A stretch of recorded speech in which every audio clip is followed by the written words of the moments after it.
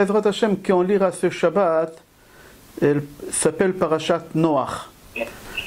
Noach, il faut savoir qu'on l'appelle dans la Torah Tzadik. Au début de la paracha, on l'appelle Tzadik. Et à la fin de la paracha, on l'appelle Adama, l'homme de la terre. C'est-à-dire que Noach, au lieu de s'élever, il a fait marche arrière, il a descendu. C'est le contraire de Moshe Rabbeinu. Que Moshe Rabbeinu, au début, on l'a appelé Ish Mitzri, l'homme égyptien, et à la fin, on l'a appelé Isha Elohim. C'est-à-dire, on a dit sur Moshe Rabbeinu qu'il atteint des niveaux très élevés, des niveaux de spiritualité comme un ange. Il est monté au ciel. C'est-à-dire, le point commun qu'on a entre Moshe Rabbeinu et Noach, il y en a 50. Mais chez Noach c'est en négative, chez Moshe Rabbeinu en positive. Pourquoi? Pour la simple raison que la neshama de Moshe Rabbeinu c'est la neshama de Noach. Noach il s'est réincarné chez Moshe Rabbeinu, les deux ils étaient dans l'arche pour sauver leur vie. Noach il est rentré, il a construit la Teva pendant 120 ans, Moshe Rabbeinu il a vécu 120 ans. Noach il a prié que pour sauver sa peau. Moshe Rabbeinu il a prié pour sauver tout le peuple juif. C'est une différence entre Noach et Moshe Rabbeinu. Il y a une différence. Alors maintenant, pour comprendre la différence entre Noach et Moshe Rabbeinu, on va voir maintenant qu'est-ce qui s'est passé avec Noach quand il était dans la Teva. Qu'est-ce qui s'est passé avec Noach? Alors on va commencer, on va expliquer. Il faut savoir que la Mishnah dit que depuis Adam Arishon, c'est une Mishnah de Maxime de nos pères. La Mishnah dit Asara Dorot mi Noach ad Avraham. 10 générations depuis Noach jusqu'à Avraham Avinu. Et toutes les 10 générations, ils ont fait du mal. Toutes les 10 générations. Jusqu'à qu'Akadosh Baruch Hu, il a décidé de détruire le monde. Il a dit même pas une seule génération qu'elle s'est bien comportée. Et Akadosh Baruch Hu, il a décidé de les exterminer, de détruire la terre. La question qu'elle se pose, pourquoi la 10e génération? Pour la simple raison que la 10e génération, elle avait tout pour s'attacher à Hachem, et eux, au lieu d'utiliser tout le bien qu'ils avaient pour s'attacher à Hachem, ils l'ont utilisé pour se détacher de Hachem. Je rapporte le Midrash, qu'est-ce qu'il dit? Midrash Bereshit Rabbah. Là-bas, il dit qu'à l'époque des 10e génération, on va l'appeler, pas la dernière génération à la déluge, la 10e génération de Noach, les gens, ils avaient une autre vie. Les gens, ils plantaient des graines, et qu'est-ce que la terre, elle faisait sortir, ça leur faisait pour vivre pendant 40 ans. C'est-à-dire, ils n'avaient pas besoin, comme nous, chaque année, retravailler la terre pour pouvoir avoir assez la nourriture. Une fois tous les 40 ans, ils sommaient. Ils récoltaient assez pour 40 ans, et les fruits et légumes, ils ne pourrissaient pas. Pendant 40 ans, ils avaient assez. Les gens, ils étaient en bonne santé. Ils étaient grands détails. Et quand ils faisaient des pas, ce n'était pas des géants, c'était comme des gens. Quand ils faisaient des grands pas, ils n'avaient pas besoin de marcher beaucoup. Pour traverser le pays d'un endroit à l'autre, c'était rapide pour eux. Il dit qu'ils étaient tellement forts qu'ils pouvaient arracher en marchant un arbre de cèdre. Le Midrash dit qu'à leur époque, ils n'avaient pas l'hiver et l'été.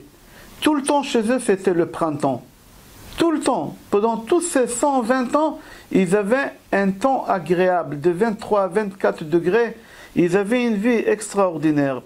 Les bébés qui venaient au monde, c'était des bébés on n'avait pas besoin de s'occuper. Les mamans, ils n'avaient pas besoin d'allaiter, ils n'avaient pas besoin de changer le bébé, ils n'avaient pas besoin de laver les bébés. Les bébés, dès qu'ils sortaient, ils étaient capables de s'occuper d'eux-mêmes. Comme ça, le Midrash, il raconte.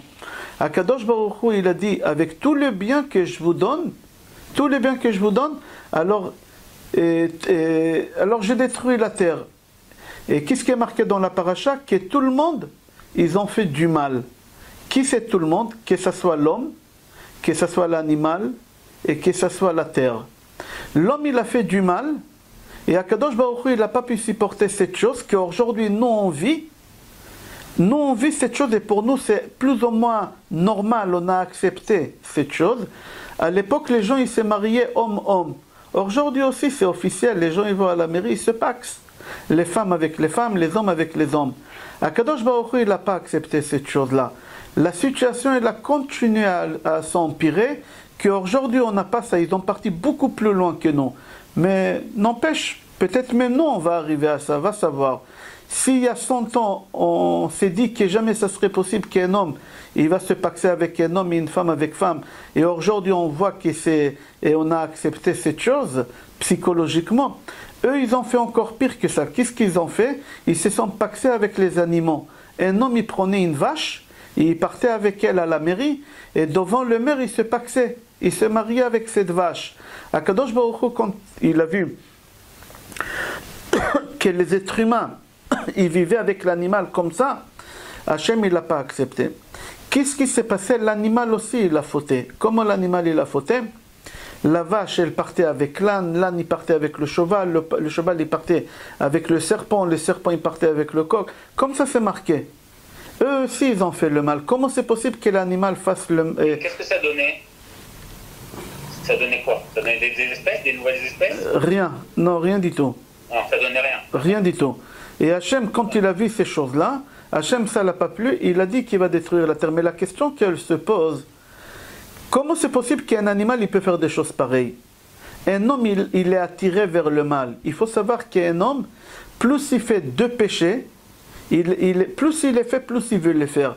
N'importe quel péché que tu fais, après tu te rassasies et tu ne continues pas à le faire. Mais il y a deux péchés que l'homme il le fait, plus il les fait, plus il a envie encore de le faire. Le premier péché, c'est l'argent, le vol. C'est marqué dans la Torah, Oef kesef lo yisba kesef. C'est lui qui aime l'argent, jamais il va être rassasié. Toujours il voudra, et encore, et encore. Bill Gates, il n'a pas besoin de travailler, ni lui, ni personne de sa famille, ni ses enfants. Et quand même il travaille, il fait des recherches, encore, à faire des logiciels. Pourquoi? Ça te sert à quoi? Comme ça, encore, et encore. Alors c'est l'argent. Deuxième chose, c'est les femmes. L'homme, plus il va faire l'adultère, plus il voudra. Plus il va faire, plus il voudra. Et à l'époque, c'est ça qui s'est passé. Il y a deux péchés qu'Akadosh Baruch Hu, il a dit à cause de ça, j'ai détruit la terre. Et l'adultère et le vol. La façon qu'ils ont volé, on parlera de ça dans 2 semaines. Qu'est-ce qu'ils ont fait pour voler?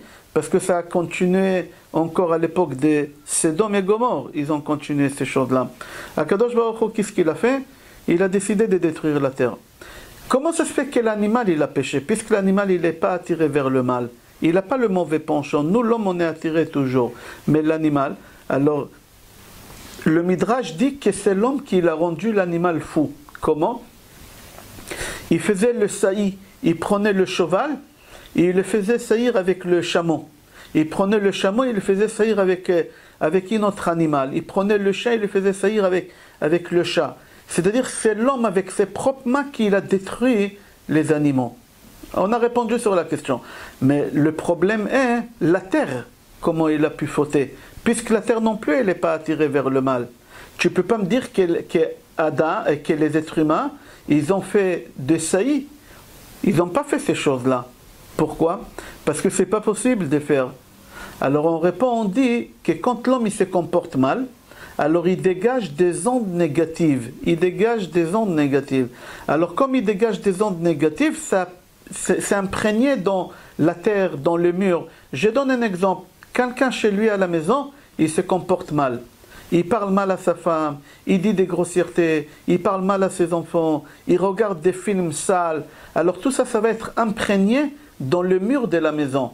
Et après, ça va ressortir et ça va causer des torts à cette personne, et pas seulement à cette personne, à tout son entourage qui habite dans cette maison, à sa femme et à ses enfants. Et comme à l'époque les êtres humains ils se comportaient mal, alors ils ont dégagé des ondes sales que la terre elle a été imprégnée et la terre elle-même elle a fait du mal. C'est-à-dire le bonhomme il n'a pas appris à la terre comme il a appris aux animaux, mais le bonhomme il a fait suite à ses actes il a rendu fou. Alors tous ils ont fauté. Il y a un seul animal qui n'a pas fauté. Vous savez c'est lequel? C'est les poissons. Pourquoi les poissons? Parce que les poissons, on ne peut pas faire de saillie, ça n'existe pas. Vous demandez à n'importe quel homme qui est dans le métier, il va vous confirmer qu'on ne peut pas faire des saillies avec les poissons. Alors ça, c'est une chose, les poissons, ils n'ont pas des saillies. Alors puisqu'ils ont pas... Il y a des élevages aujourd'hui, hein? Des élevages. Les élevages de saumon, les élevages de... Oui, c'est des élevages, mais pas de saillie. Pas les saillies, mais ils arrivent quand même à faire des croises, ils les croisent. Artificiellement, ils arrivent quand même à... Bon, après... Ok, on fait ça aussi avec les fruits aujourd'hui. Oui, on fait ça aussi avec les fruits. Avec le fruit aussi, on fait ça. Mais moi, je parle à leur époque. À leur époque, ils ne pouvaient pas faire cette chose. Maintenant, on va comprendre quelque chose. On va comprendre quelque chose. On n'a pas commencé encore le cours et on va commencer le cours. C'est quoi la chose que j'aimerais qu'on comprenne? Qui a donné les noms aux animaux? Adam. C'est Adam. Adam. Hachem, il a ramené tous les animaux devant Adam. Il a dit à Adam comment ça s'appelle, ça. Et moi, comment je m'appelle? Il a dit, tu t'appelles Adonai, Adonakol. Et toi, comment tu t'appelles? Je m'appelle Adam. Parce que la racine de la terre, Adama, c'est Adam. Mais Hachem, il lui a pas donné les poissons. C'est-à-dire que les poissons, ils n'ont pas de noms. Aujourd'hui, quand tu appelles un poisson ici en France, par exemple, la perche de Nil, dans n'importe quel pays, ça ne s'appelle pas la perche de Nil. Par exemple, en Israël, ça s'appelle Nesirat Anilus. Oh, je ne sais pas dans des autres pays comment ça s'appelle. Par exemple, en Tunisie, ils ont un poisson qui s'appelle le Haraimi. Pourquoi ça s'appelle le Haraimi? Il y en a qui disent parce qu'il est piquant, parce qu'il est malin. Il est malin. Mais pourquoi on l'a appelé malin? Parce qu'il y a un pêcheur qui a découvert ce poisson et on l'a appelé Haraimi parce que lui aussi il s'appelait Haraimi. Alors jusqu'à aujourd'hui à Tunis on l'appelle comme ça, mais en France le Haraimi il ne s'appelle pas comme ça, il a un autre nom. Même le bar, quand c'est pêché en Atlantique, ça s'appelle le bar, et quand c'est pêché en Méditerranée, ça s'appelle le loup. Alors c'est le même poisson. C'est le même poisson. Le cibase. D'accord. Poisson, hein. Pourquoi les poissons ils n'ont pas de nom? Parce que Adam Arishon il n'aura pas donné des noms. Et pourquoi Adam Arishon il n'aura pas donné des noms? Pourquoi? Pour la simple raison que nous, notre prénom, moi par exemple je m'appelle Raphaël. Dans mon prénom il y a un code. Qu'est-ce que je dois réparer dans la faute d'Adam? Tous on est là, on descend d'Adam Arishon, d'Adam. Adam il a fauté et nous on doit réparer Adam. Alors chacun dans son prénom, il doit réparer quelque chose chez Adam. C'est ça ta mission. Ton prénom, c'est ta mission, qu'est-ce que je dois réparer? Comme les poissons, ils n'ont pas fauté, parce que les poissons, c'est le seul animal, un des seuls animaux qui n'a pas mangé de l'arbre de la connaissance Patrick. C'est un des seuls animaux qui n'a pas mangé Il y a des invités encore, tu regardes de temps en temps? Personne. Alors, comme il n'a pas mangé le poisson, alors le poisson, il n'a pas de quoi réparer. Il n'a pas besoin de réparer parce qu'il n'a pas participé à la faute d'Adam Arishon. Jusqu'à là, c'est bon. Il y a des questions, Madame Cohen, Patrick? Non, c'est très clair, merci. Alors, on va commencer le cours maintenant. Alors, on apprend dans la paracha que Noach, quand il était dans la Teva, pour savoir est-ce qu'il peut sortir de la Teva, oui ou non, qu'est-ce qui est marqué dans la Torah? Il y a Charles qui est là, Charles Krias qui est là. Ah, Chadak. Il faut surveiller, de temps en temps ils vont rentrer. Alors qu'est-ce qu'il a fait Noach pour savoir est-ce qu'il peut sortir de la Teva un an après? Le premier oiseau qu'il a envoyé, Patrick, c'était lequel? C'est la colombe, non? La colombe. Non, ça c'est la deuxième. Le corbeau. Ah oui. Et tout le cours là, on va parler du corbeau. C'est quoi un corbeau? Qu'est-ce qui symbolise le corbeau? Alors c'est marqué dans Midrash Bereshit Rabbah que Moshe Rabbeinu, il a pris le corbeau et il a envoyé de l'arche pour voir est-ce qu'il n'y a plus d'eau. Qu'est-ce qu'il a fait le corbeau? Est-ce que le corbeau il est parti voir s'il n'y a plus d'eau ou il n'est pas parti voir? Le corbeau c'est un animal qu'on ne peut pas lui faire confiance. Le corbeau il n'est pas parti voir. Quand Noach il a envoyé le corbeau, qu'est-ce qu'il a fait le corbeau? Il tournait autour de la Teva. Il tournait autour de la Teva. Il n'est pas parti voir est-ce qu'il y a de l'eau ou il n'y a pas d'eau. Il est malhonnête le corbeau, on dit en général. Jusqu'à aujourd'hui la Torah elle dit le corbeau il symbolise le mal. On va expliquer tout à l'heure. Quand le corbeau il retourne à la Teva, il veut rentrer par la petite fenêtre, Noach il n'accepte pas. Noach il dit je ne comprends pas pourquoi il faut que je t'accepte. Tu es quelqu'un de malhonnête. Personne n'a besoin de toi, tu ne sers à rien sur la terre. Est-ce que quelqu'un sait à quoi il sert le corbeau? Chaque animal, il a une mission, on a besoin. la terre, elle ne peut pas s'en passer. On est obligé. S'il y a 10 milliards de moustiques sur la terre, parce qu'on a besoin des 10 milliards de moustiques, s'il y a une moustique comme moi, il va y avoir un défaut dans la terre. Chacun, il a un travail à faire. C'est quoi le travail de corbeau? Qu'est-ce qu'il est là à faire? À manger le fromage du renard.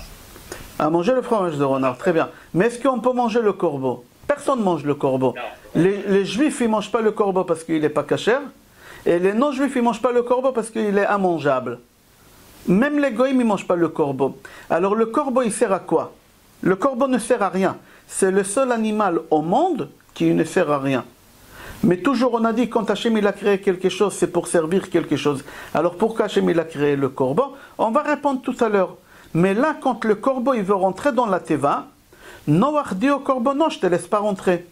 Pour la simple raison que tu es malhonnête, je t'ai envoyé voir ce qui se passe. Tu fais des rondelles autour de la teva, tu n'es même pas parti voir. Faire des sacrifices de toi, on ne peut pas, tu ne sers à rien. Manger ta chair, on ne peut pas. Tu ne sers à rien ici. Alors tu n'as qu'à mourir dehors. Tu n'as qu'à mourir dehors. Comme ça il lui a dit, Noach. Akadosh Baruch Hu, il dit à Noach, Noach, ouvre la fenêtre et laisse rentrer le corbeau. Moi, j'aurais besoin pour une mission du corbeau. C'est-à-dire en réalité qu'Hachem il a créé le corbeau pour une mission pour lui. Qu'Hachem il a besoin de ce corbeau-là. Hachem il a besoin de ce corbeau pour une mission, mais pas la terre.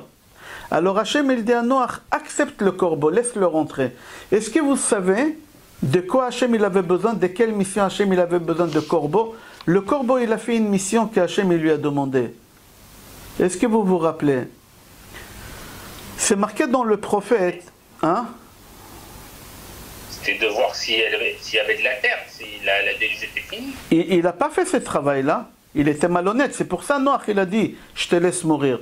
Hachem il a dit à Noach, non, laisse-le rentrer, j'aurai besoin de lui dans 3000 ans pour une mission. Il a fait une mission 3000 ans après. Quelle mission il a fait le corbeau 3000 ans après? Pour une seule mission, Hachem il a créé le corbeau. Tu imagines, pour une seule mission, c'est tout. Hachem il a besoin de son service pour 40 jours. Et Hachem il a... Hein? Il n'y a pas quelque chose avec le temple? Il n'y a pas une histoire avec le temple? Non, non. Hachem il a créé le corbeau depuis la création du monde jusqu'à la fin de temps, 6000 ans pour 40 jours. Pour 40 jours.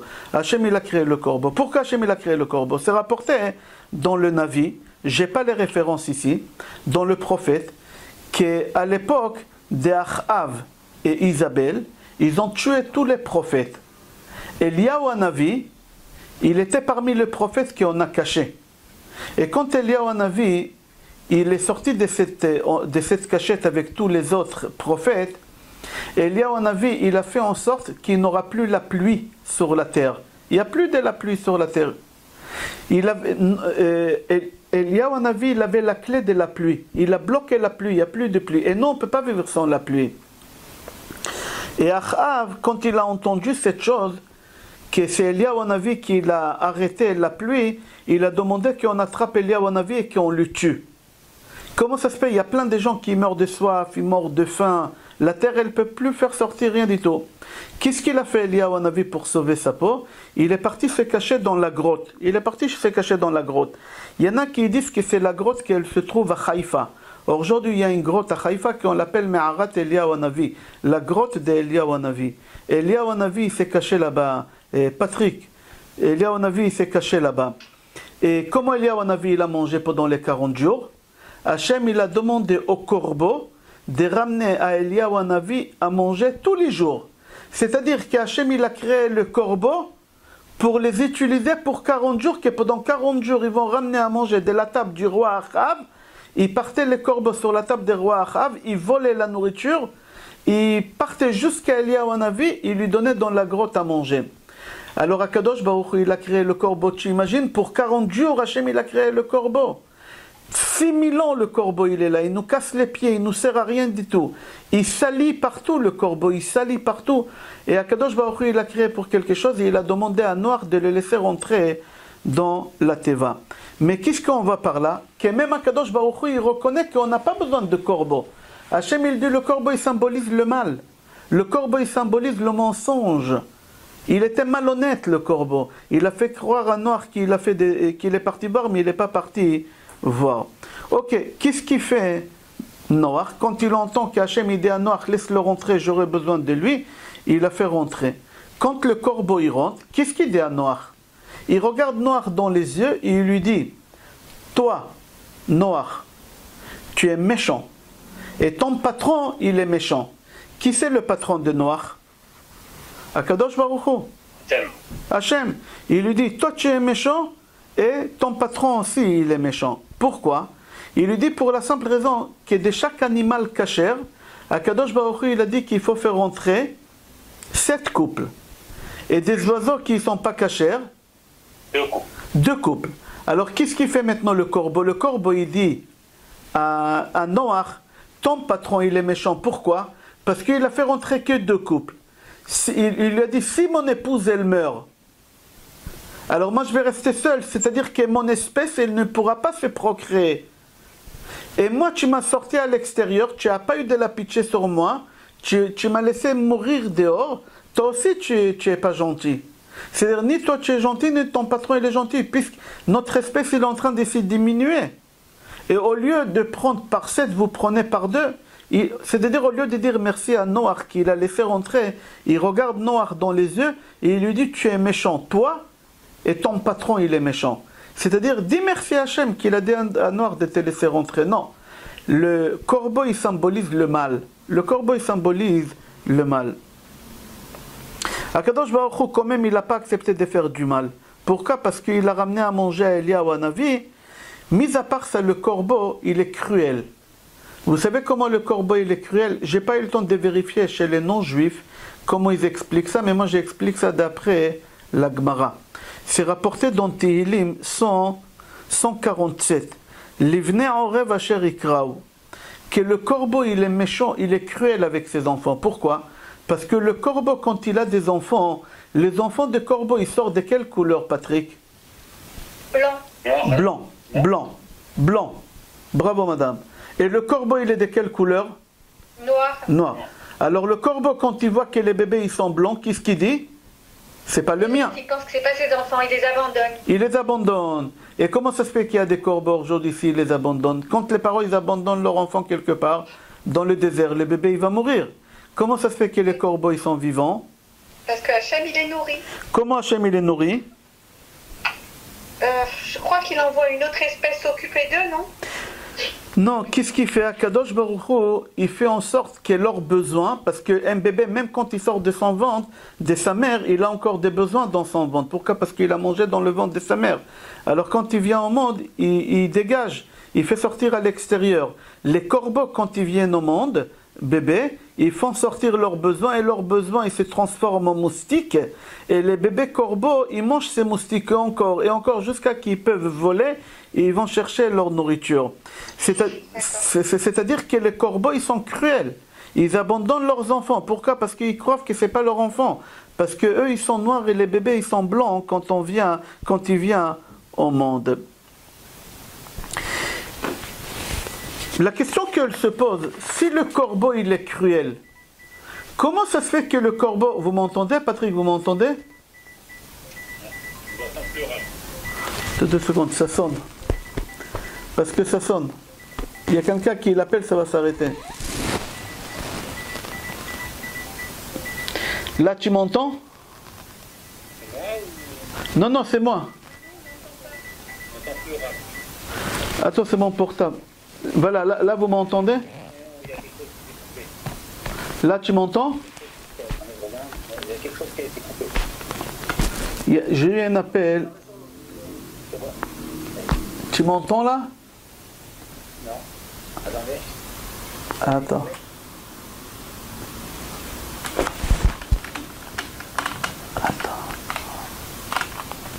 Charles, tu veux pas faire le cours la campagne? 2 secondes. Tu sens le niveau ou pas? Tu connais beaucoup d'éditions légendaires. Mais tu vas broder. Tu vas nous enseigner, tu vas broder. Tu vas pas nous... Ferrara, ils étaient dans le jardin. Quand sur le vent un loup qui cherchait l'aventure, celui-ci lui dit exclusivement, écoute mon cher ami. Là, vous m'entendez ou non? Ouais, c'est bon. Merci Rav, d'avoir fait. Attends 2 secondes. Moi je vous entends mal. 2 secondes. On vous entend très bien là, hein. Là c'est très clair. Ok, là vous m'entendez, là moi je n'entends pas mais c'est pas grave. Là c'est parfait, allez-y. Tu m'entends? Oui. Voilà, là j'entends. Ok. Alors qu'est-ce qu'on a dit? Que le corbeau il est cruel. Le corbeau. Si le corbeau il est cruel, il ne donne pas manger à ses enfants, comment ça se fait que le corbeau il a ramené à manger à Eliyahu Hanavi? C'est sur ordre d'Hachem. D'accord, mais le corbeau il est tellement cruel qu'il n'écoute pas Hachem. Nous on sait Hachem il nous a ordonné de faire des choses et on ne les fait pas. Comment ça se fait que le corbeau il a ramené à manger, il a eu de la pitié, il a ramené à Eliyahu Hanavi? Le corbeau il pouvait dire non. Hachem il nous a demandé de faire des choses. Il y a des gens qui ne font pas, ils n'écoutent pas Hachem. Pour la simple raison, voici la cruauté des corbeaux. Parce que quand Eliyahu Hanavi il était dans la grotte, vous m'entendez? Moi j'entends du bruit. Et Krief, tu peux couper le micro? Charles. D'accord, ça. C'est pas moi. On entend très mal. Pardon. Je coupe le micro. Pardon. Vous m'entendez là? Oui. D'accord. Regardez la méchanceté de corbeau, la cruauté de corbeau, c'est quoi? Que le corbeau il a dit, si je ne ramène pas à manger à Eliyahu Hanavi dans la grotte, qu'est-ce qu'il va faire Eliyahu Hanavi? Il va sortir pour aller chercher à manger. Et quand il va sortir pour aller chercher à manger, il va voir des gens qui meurent de faim et de soif. Alors tout de suite, il va mettre de la pluie. Le corbeau, avec toute sa cruauté, il a dit, je préfère ramener à manger et sauver la vie d'une seule personne, mais au moins il y a des centaines qui meurent dehors de faim et de soif. Vous avez compris la méchanceté de corbeau? Comment il est méchant? Il a dit, je préfère sauver une seule que sauver tout le monde. Comme ça, c'est marqué. Est-ce que c'est compréhensible, Patrick? Ok. Oui, il était vraiment méchant, il avait vraiment ça au fond de lui. Oui, et il a dit que non. D'accord? Il préfère sauver un que tout le monde. Oui. Alors venez, on va continuer le passage concernant le corbeau. Il y a une Gemara Menachot. La Gemara Menachot dit, vous savez, c'est lui au bord des fenêtres, pour qu'il n'y a pas des oiseaux qui viennent chez toi, ça s'appelle comment? Des pics. Oui, ça s'appelle... La pique. Comment? La pique. Des pics, il y a des pics comme ça, tu vois? Ah, les piques. Comme des aiguilles. Comme des aiguilles on met au bord de la des fenêtres. C'est marqué dans Gemara Menachot. Comment Hachem il appelle ces pics-là? Ils ont un nom dans le Talmud. C'est pas nouveau. C'est pas maintenant qu'ils ont découvert ces pics-là pour éviter que les oiseaux y viennent. Ces pics-là, comment on l'appelle? On l'appelle Kali Orev. Éloigner le corbeau. Est-ce que ces pics-là chez toi à la fenêtre, ils font partir que le corbeau ou tous les oiseaux? Tout. Tout. Alors pourquoi la Gemara, il dit qu'Hachem il appelle ça Kali Orev? C'est pour éloigner le corbeau. Pourquoi?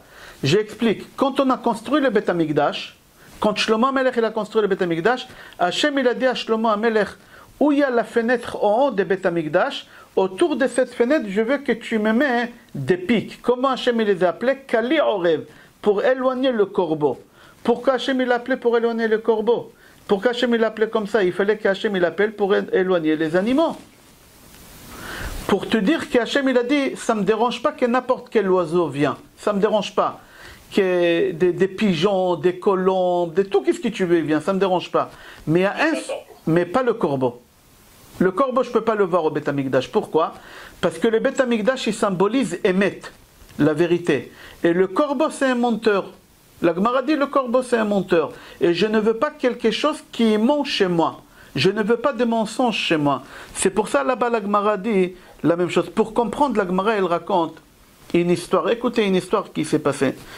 C'est marqué qu'il y a un Rav qui s'appelle Rav Ilish, qu'on l'a mis en prison avec un non-juif, que ce non-juif-là, il savait parler aux oiseaux. Il comprenait le langage des oiseaux, Patrick. Il comprenait le langage des oiseaux. Et Alish, Rav Alish, quand il était en prison, il y a un corbeau, qui est venu à la fenêtre de cette prison, et il a commencé à crier, cra, cra, cra, le corbeau, il crie comme ça, cra, cra, cra. Rav Alish, il ne comprend pas qu'est-ce qu'il dit le corbeau, et il demande au goy avec lui, dis-moi, qu'est-ce qu'il dit le corbeau? Il lui dit, le corbeau dit, Alish, Alish, sauve-toi. Il te parle à toi, sauve-toi, sauve-toi. Alors, Rav Alish, il a dit, les corbeaux, c'est des menteurs. S'il me dit, sauve-toi, soi-disant, pour que j'aurai la vie sauve, en réalité, c'est un piège, je ne l'écoute pas. Une demi-heure après, la Gemara, elle raconte qu'il y a une colombe qui elle vient. La colombe, elle arrive et elle commence à faire chip, chip, chip, chip, elle est en train de chanter. Et là, Rav Alish demande à ce goy-là, à ce non-juif, qu'est-ce qu'elle dit, la colombe? Et il lui dit, la colombe, elle a dit, sauve-toi Alish, sauve-toi Alish. Il a dit, si c'est la colombe, je pars. C'est-à-dire, pourquoi je ramène cette histoire? Pour expliquer et comprendre combien le corbeau, il symbolise le mal, le mensonge. Noach, il en va de la teva, lui, il ne veut pas faire le travail que Noach lui demande, il fait soi-disant qu'il a fait. Vous savez, il y a des gens qui on leur donne à distribuer des prospectus, qu'est-ce qu'ils font? Ah Patrick, qu'est-ce qu'ils font ces gens-là? Ils jettent la poubelle. Au caniveau, il bouche les caniveaux de la mairie, il les bouche là-bas, d'accord? Après la mairie, elle vient et elle fait sortir. Lui, c'est la même chose, il a fait croire à Noach qu'il est parti voir est-ce qu'il peut sortir oui ou non, mais tout ça c'était faux. C'est-à-dire que ça symbolise quoi? Ça symbolise le mal. Pas seulement le mal, le mensonge. Viens, on va écouter une histoire dans Gemara Baba Batra, page Chet. Je crois, j'ai dans les références, mais je crois que c'est Baba Batra, page Chet. Là-bas, la Gemara, elle raconte une histoire que c'était des années de famine, à l'époque de la famine. Et Rabbi, il s'appelait Rabbi Yehuda Kadosh, Rabbi Yehuda Anassi. On l'appelait Rabbi. Rabbi, il était très très riche. Très très riche. Et comme c'était la famine, et les gens ils mouraient de faim, alors Rabbi, il a ouvert toutes ses réserves de nourriture. Il était très très riche, Rabbi. Il a ouvert toutes les réserves de nourriture. Et il a dit, tous ceux qui ont étudié la Gemara, ils viennent se servir. Toutes les personnes qui n'ont pas étudié, qui ne viennent pas. Tu imagines qu'est-ce qu'il a dit? Il a dit, tous ceux qui étudient la Torah, qui ont des connaissances de la Gemara, du tout, ils viennent, ils se servent, je les nourris. Ceux qui n'étudient pas la Torah, les plombiers, les je sais pas quoi, les avocats, je ne veux pas qu'ils viennent manger. Je ne leur donne pas. Écoutez qu'est-ce qui se passe là-bas. Là-bas, la Gemara, elle raconte qu'il y a un Rav... Il y a des bruits. Qu'il y a un Rav qui s'appelait Rabbi Yonatan ben Amram. Il est rentré pour se servir. Il est rentré pour se servir. Et on ne l'a pas laissé. Pourquoi? Parce que Rav, il était à la porte, il lui a dit, est-ce que tu as étudié la Gemara? Et lui, il lui dit non. Il lui dit, alors pourquoi tu veux que je te sers? Sors d'ici. Moi, j'ai dit seulement les gens qui ont étudié la Gemara. Qu'est-ce qui répond Rabbi Yonatan ben Amram? Il lui a dit, Rabbi, donne-moi à manger comme on donne à manger aux chiens et aux corbeaux. Vous avez compris qu'est-ce qu'il dit? Lui, il demande au Rabbi, donne-moi à manger comme on donne aux chiens et aux corbeaux. Alors la question qu'elle se pose, pourquoi il a utilisé le terme des chiens et corbeaux? C'est quoi? Nourris-moi comme on nourrit le chien et le corbeau. Quelqu'un il comprend c'est quoi ça, comment on nourrit le chien et le corbeau? Alors il faut comprendre, Patrick, il y a des gens qui réussissent dans leur vie grâce au mérite de leurs parents. Au mérite de leurs parents. Il y a des gens qui réussissent dans leur vie grâce au mérite de leurs enfants. Les chiens aujourd'hui, ils mangent grâce à qui? Dans la Torah, c'est marqué, si tu as de la viande pas cachère, tu le donnes aux chiens. Grâce à qui le chien, il est nourri aujourd'hui? Non. Lui, non. Mais grâce à qui? Pourquoi Hachem, il a dit qu'il faut donner aux chiens à manger? Tout ce qui tu n'as pas cachère, tu donnes aux chiens. Il ne faut pas le jeter, c'est une mitzvah. Pourquoi? Chaque nourriture qui n'est pas cachère, donne au chien. Pourquoi? Quel mérite il a le chien? Grâce à quel mérite le chat aujourd'hui il mange? Parce que quand on est sorti d'Égypte, il n'a pas aboyé, il a laissé. Alors c'est qui? Ton chien de aujourd'hui, c'est quel chien pour lui qui n'a pas aboyé? C'est son père.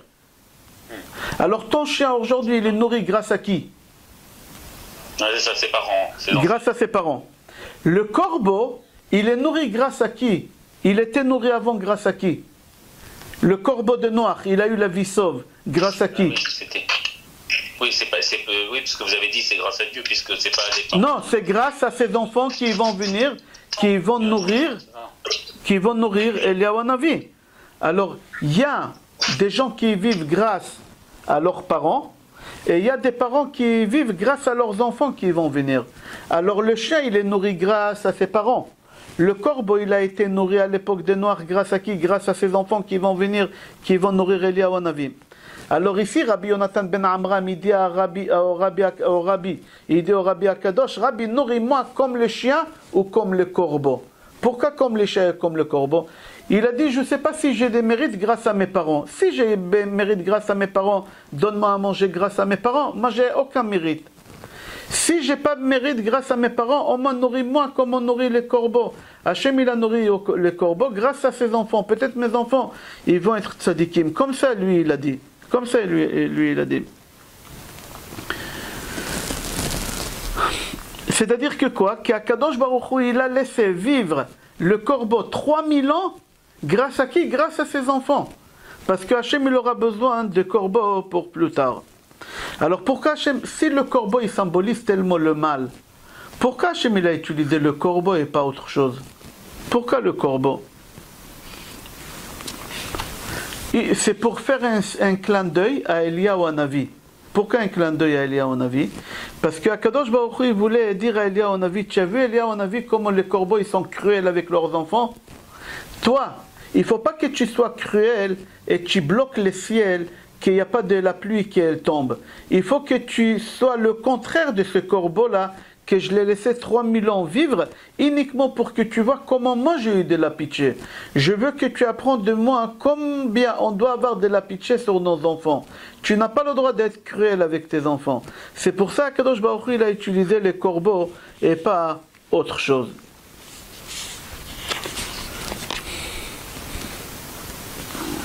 La question qu'elle se pose, pourquoi Noach, c'est le Zohar HaKadosh qui pose la question, pourquoi Noach, il a envoyé un corbeau et pas un autre oiseau?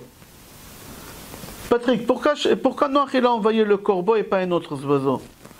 Parce que Noach, lui aussi, il voulait faire un clin d'œil à Hachem. Hachem, pourquoi tu es autant cruel avec tes enfants? Pourquoi tu as détruit la terre?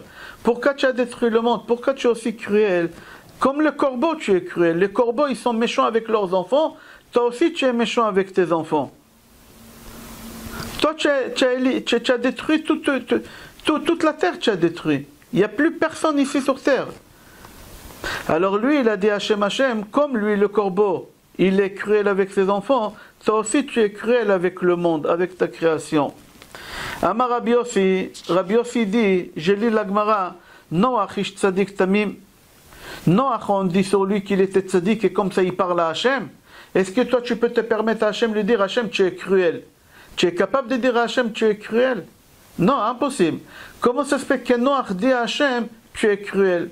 Et en plus on appelle Noach ish tzadik. Mis à part ça, Amar Rabbi Chia, merov tsa'aro an saken. Rav Chia, il dit, il avait tellement de la peine qu'il n'a pas pu se contrôler. Il avait un chagrin quand il a vu le monde. Qu'est-ce qui s'est passé? Quand il est sorti de la Teva, il a vu le monde détruit, il n'a pas pu se tenir, et il a commencé à parler avec Hachem dur. Comme ça, il dit Rabbi Chia. Il a dit à Kadosh, et Rabbi Chia, il dit, on ne peut pas juger quelqu'un quand il dit des choses cruelles contre Hachem au moment de sa colère. Chas v'shalom, quelqu'un il perd son père. Alors au moment de l'enterrement, il dit des choses qu'il ne faut pas. Alors on dit rien du tout. Pourquoi? Parce que c'est un moment il est en train de passer des moments difficiles. Noach, la même chose. Rav Chia, il dit que Noach, il est en train de passer des moments difficiles. C'est pour ça qu'on reproche rien à Noach. Comment ça se fait qu'il a parlé avec Akadosh Baruch Hu? Mais en fin de compte, Noach, il a dit Hachem, Hachem, toi on t'appelle miséricorde, pourquoi tu n'étais pas miséricorde avec ta création? Et là, le Zohar HaKadosh dit que Noach c'est un imbécile. Ra'aya shetaya. Shetaya. C'est quelqu'un d'imbécile. Pourquoi c'est un imbécile? Parce qu'il fallait parler comme ça avant la déluge. Le Zohar HaKadosh dit, si Noach il aurait dit Hachem, Hachem, n'y détruis pas la terre. Hachem il n'aurait pas détruit la terre. Pourquoi ça a pris 120 ans pour construire la Teva? Pourquoi autant de temps? Pour la simple raison que Hachem, il a donné du temps à Noach de réfléchir et de dire à Hachem, pourquoi tu détruis le monde? Et la pitié. Mais Noach, il n'a pas compris Noach. Il n'a pas compris Noach. Il n'a rien dit. Alors Hachem, il dit à Noach, maintenant tu parles. Il fallait parler pendant les 120 ans. Ça fait 120 ans que je t'attends que tu parles du bien de la terre pour que j'aurais de la pitié. J'aurais eu de la pitié, j'aurais pas fait tomber la déluge. Maintenant, parce que tu te réveilles en retard, alors tu es un imbécile. Mais mon cher Rabbeinu, comment le Zohar HaKadosh il l'appelle? Ra'ya me'emna. Quelqu'un de bien, de honnête. Pourquoi quelqu'un de honnête, de bien? Parce que mon cher Rabbeinu, il a tout fait pour sauver sa génération. Mon cher Rabbeinu, il a tout fait pour faire entrer les béné Israël en Eretz Israël. Mon cher Rabbeinu, vayechal Moshe et Penei Elokim. Mon cher Rabbeinu, vayechal. Lachon achil ou l'Agmara dit. Il a tellement prié qu'il a eu des maladies dans les pieds. Il avait des veines qui se sont explosées dans ses jambes. Comme ça, c'est marqué dans l'Agmara. Pardon.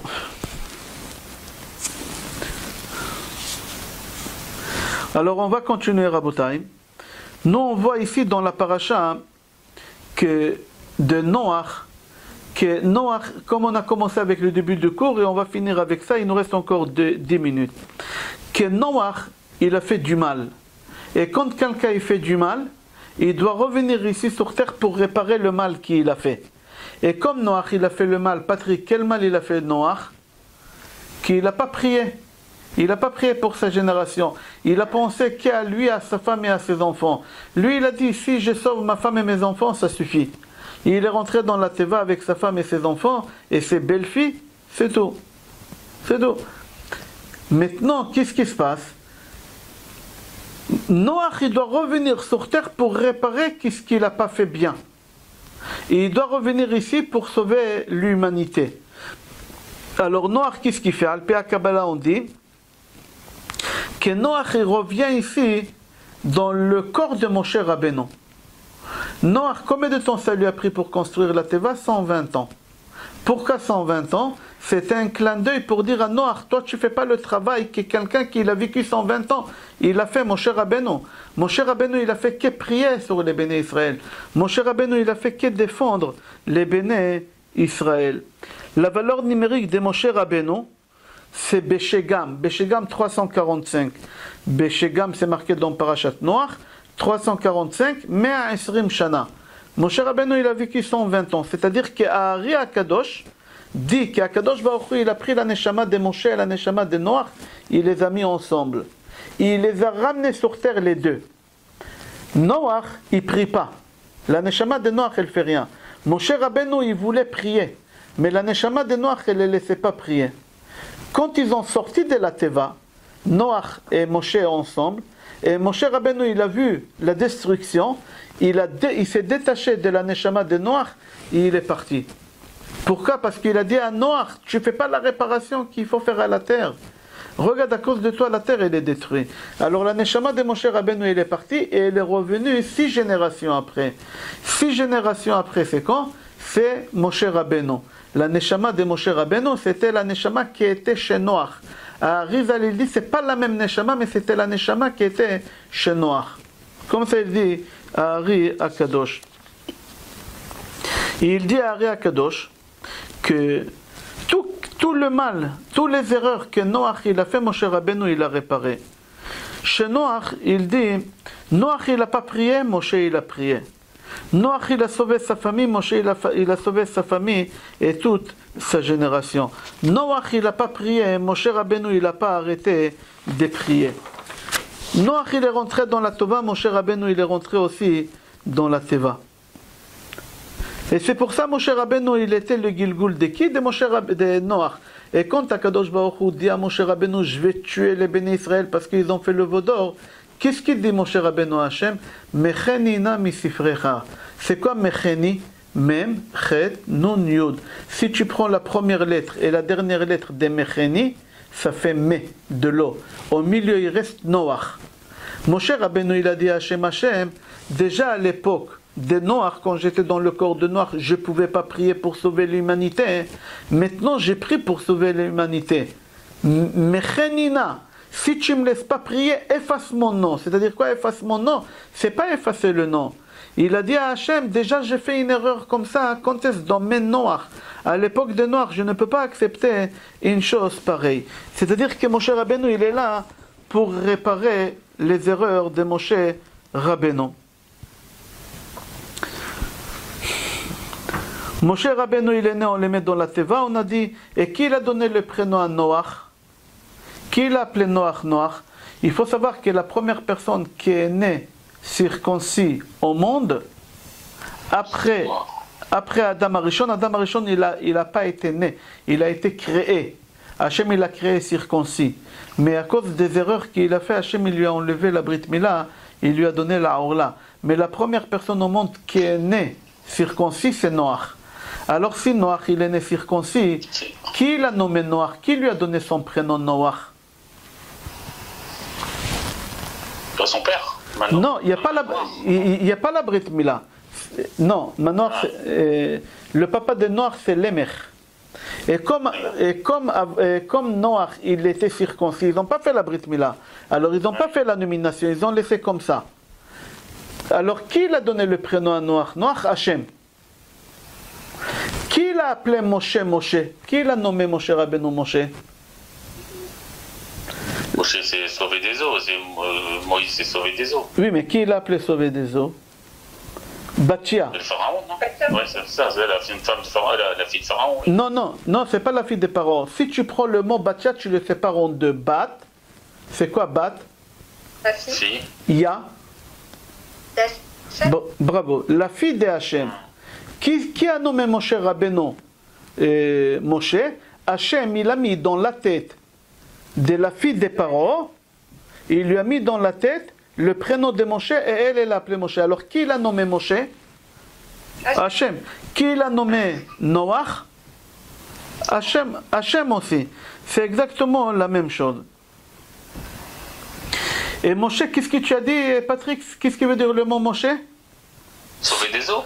Et Noach, il a été aussi sauvé des eaux. Noach aussi sauvé des eaux. C'est-à-dire Moshe et Noach, c'était la même chose. Ouais. Et comment on dit sur Noach? Venoach matza chen be'ene Adonai. Akadosh Baruch Hu, il a sauvé Noach parce que Hachem, il a trouvé une grâce en Noach. Chez Moshe Rabbeinu, combien de fois c'est marqué aussi chen? 6 fois. Chez Noach, c'est marqué chen, et chez Moshe Rabbeinu aussi, c'est marqué chen. Mais c'est quoi une grâce? Je trouve grâce à ses yeux. Je trouve grâce à tes yeux. Je trouvais grâce à tes yeux. C'est quoi trouver grâce? Pour trouver grâce aux yeux des gens, c'est tu veux partir dans des bureaux et tu veux que tu trouves grâce et on te dit oui sur chaque chose et trouver grâce aux yeux de Hachem comme Noach. Il y a plusieurs mitzvot qu'il faut faire. Chachamim, ils n'ont pas détaillé les mitzvot pour que les gens ne fassent pas que ces mitzvot-là. Mais une des mitzvot, c'est des cours de Torah. Quand tu étudies la Torah, Kadosh Baruch Hu, il te donne une grâce. Et le grâce qu'Hachem il te donne sur ton visage, tous les gens ils sont là pour t'aider. Tous les gens ils sont d'accord avec toi. Personne ne va te contredire. Noach, il a trouvé grâce aux yeux de Hachem. Pourquoi? Parce que Noach il a étudié la Torah. D'où tu sais que Noach il a étudié la Torah, Patrick?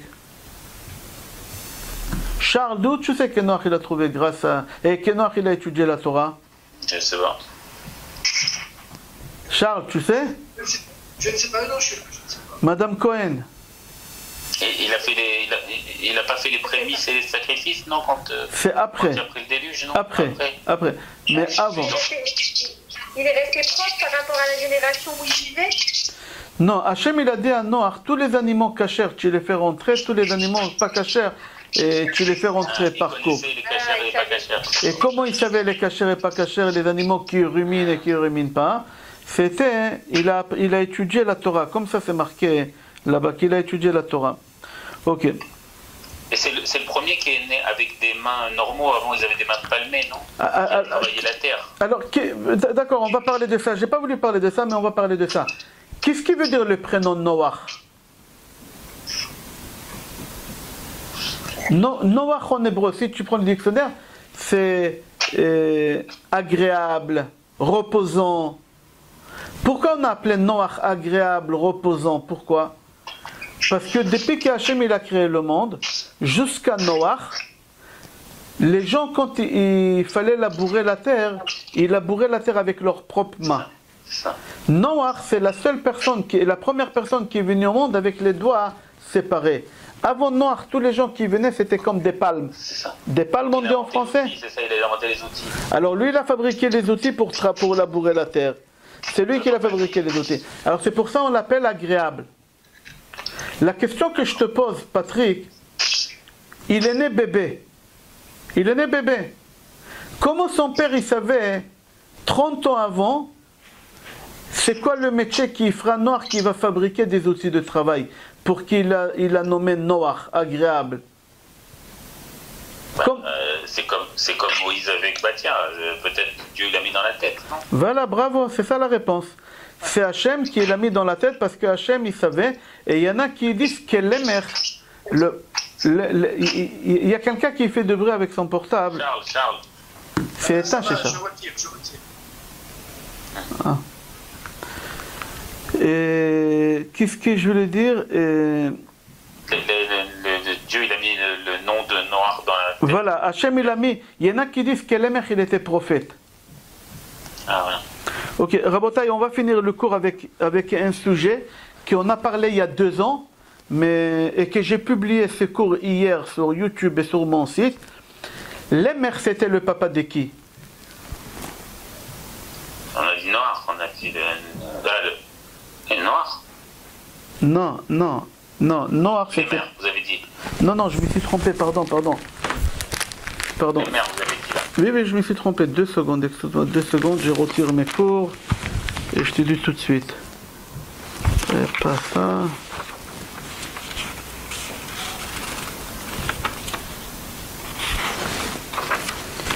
Pardon, je vous demande 2 minutes.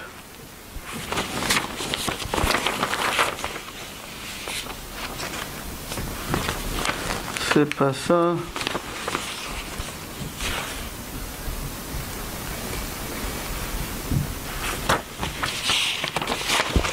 Le cours d'hier, c'était sur la femme stérile. Sur Oui, c'est ça, qu'est-ce que j'aimerais parler? Tu l'as écouté? Ouais. Ah, alors aide-moi. C'était pour la pilule, non? Oui. Oui, c'est ça. Oui. J'ai pas voulu dire ça. Non, c'est pas grave. Vous avez écouté? Vous l'avez entendu ou pas? Vous l'avez écouté? J'ai entendu le cours. Vous l'avez écouté? Oui. C'est-à-dire Et que... vous voulez parler de la femme de Noach, alors qu'il n'était pas destiné à venir au monde parce que sa mère prenait des moyens de contraception, mais qui est venu quand même. Oui, mais le papa de Naama, il s'appelait comment? L'émer, oui? Oui, oui, je crois. Oui, l'émer. Et le papa de Noach, il s'appelait comment? J'ai oublié. J'ai pas le chômage devant moi, j'ai pas les papiers devant moi. Ok, Rabotai, je vous donne, et on finit avec ça, je vous donne quelques points communs entre Moshe Rabbeinu et Noach. J'ai fait vite fait. Les deux, ils ont rentré dans la Teva pour avoir la vie sauve. Noach, il était dans la Teva pendant combien de jours la pluie elle est tombée? 40 jours, on a dit. 40 jours et 40 nuits. Moshe Rabbeinu, il est monté et au Sinaï pour nous ramener la Torah pendant 40 jours. 40 jours et 40 nuits. Moshe Rabbeinu, il nous a fait descendre les 613 mitzvot. Noach, il a reçu les 7 mitzvot Noani. C'est pas Mathusalem, vous cherchez? Mathusalem, les mères? Non. On a lignée, c'est pas ça? Non, Mathusalem, c'est le grand-père de Naama. Oui, non, c'est pas ça. Les mères, c'est pas... Ok, attends, viens, on finit.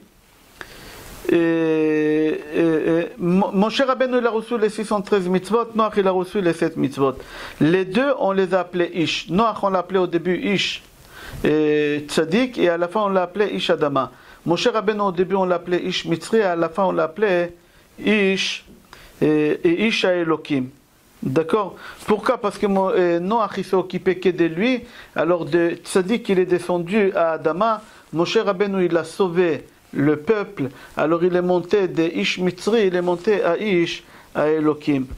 Noach, il construit la Teva pendant 120 ans. D'accord? Et Moshe Rabbeinu, il vit 120 ans. Moshe Rabbeinu dit à Kadosh Baruch Hu, Mechenina. C'est quoi Mechenina? Menoach. D'accord? Menoach. Et pourquoi Moshe Rabbeinu dit à Kadosh Baruch Hu, je veux faire le tikkun de Noach cette fois-ci.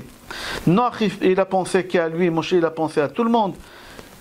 Le Megalé Amukot, j'ai vu qu'il dit le mot Mechenina. Si tu prends toutes les lettres de Mechenina avec Na, ça veut dire Min Noach Ani. Je suis de Noach. Quand Moshe Rabbeinu il dit Hachem Mechenina, il dit Hachem, je suis de Noach. Alors puisque je suis de Noach, j'ai fait l'erreur avant, je ne vais pas faire l'erreur ici. Chez Noach c'est marqué Vayechal, chez Noach c'est marqué Vayechal Noach Isha Adama, et chez Moshe Rabbeinu c'est marqué Vayechal Moshe. Vayechal Moshe.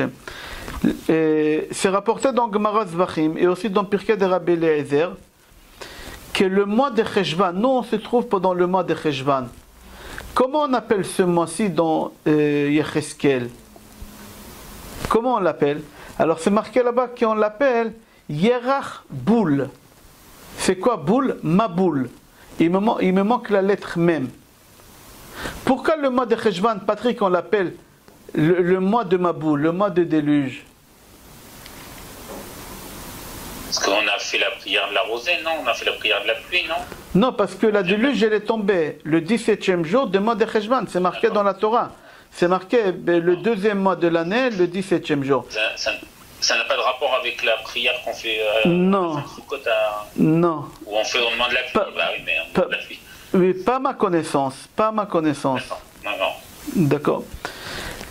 Maintenant, Patrick, pourquoi, Charles, ou Madame Cohen, je vous pose une question. Pourquoi Moshe Rabbeinu, il n'a pas pu rentrer en Eretz Israël?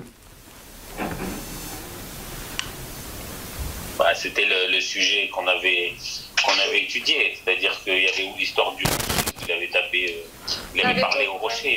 On avait dit qu'en vrai c'est parce qu'il ne voulait pas laisser... Il a dit qu'il a vécu 40 ans avec ses troupes. Et c'est comme le capitaine du bateau qui n'abandonne pas ses troupes. En vrai, il pouvait rentrer.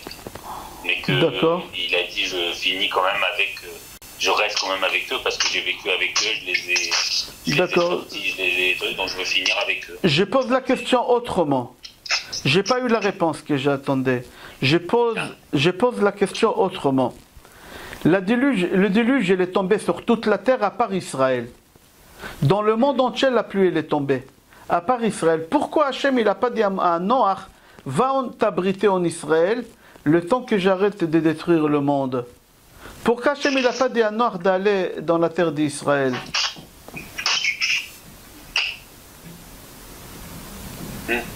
Pour sauver les animaux, non? Il y avait une mission, non? Non, il pouvait ramener tous les animaux là-bas. Comme Hachem, il a sauvé le poisson dans la mer, qu'il leur a dit de rentrer dans la profondeur de l'océan, parce que Noach, il n'a pas fait rentrer des poissons dans la Teva. Hachem, il leur a dit de descendre dans la profondeur de l'océan. Hachem, il aurait dit à Noach, va en Israël et prends avec toi tous les animaux. Il ne voulait pas que Noach rentre en Israël. Pourquoi? Il ne voulait pas que Noach rentre. Pourquoi? Bravo, pourquoi? On a dit par votre cours que Noach, il avait aussi la neshama de Moshe Rabbeinu. Bravo. Bravo. Moshe Rabbeinu n'étant pas destiné à rentrer en Israël, Noach ne rentre pas. Bravo. Comme la neshama de Moshe Rabbeinu, il était lié avec la neshama de Noach, et Hachem, il aurait bien voulu dire à Noach, va en Israël, t'abriter là-bas, mais le problème, c'est que la neshama de Moshe Rabbeinu, il est en Noach, et Moshe Rabbeinu, il ne peut pas rentrer en Eretz Israël, alors Hachem, il ne peut pas dire à Noach, va en Eretz Israël. C'est pour la simple raison. Et seulement après qu'Hachem, il a séparé Noach, quand Moshe Rabbeinu, il a quitté la neshama de Noach, Noach, il est parti en Eretz Israël faire les sacrifices, parce que vous savez, quand Noach, il est sorti du bateau, qu'est-ce qu'il a fait? Il est parti en Israël, il a quitté Haré Ararat. C'est où Haré Ararat? C'est en Turquie. Le Mont Ararat, ouais, c'est en Turquie. C'est là où on a retrouvé le bateau. Les restes d'une arche, peut-être d'une arche, c'est là où ils ont trouvé. Oui. Et alors seulement après que Noach, il sort de la Teva, Moshe Rabbeinu, il se détache parce qu'il dit, regarde, à cause de toi, parce que tu n'as pas prié. Maintenant, comme Noach, il est seul, qu'est-ce qu'il fait? Il va faire des sacrifices à Hachem. Où il fait les sacrifices? Momoria. Où c'est Momoria? C'est à Yerushalayim, en Eretz Israël. Là, maintenant, Noach, il peut rentrer en Eretz Israël. Pourquoi? Parce que Moshe Rabbeinu, il s'est détaché.